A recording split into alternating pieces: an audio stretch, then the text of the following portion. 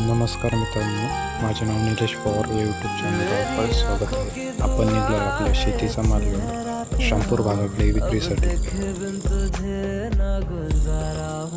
Enjoy this music.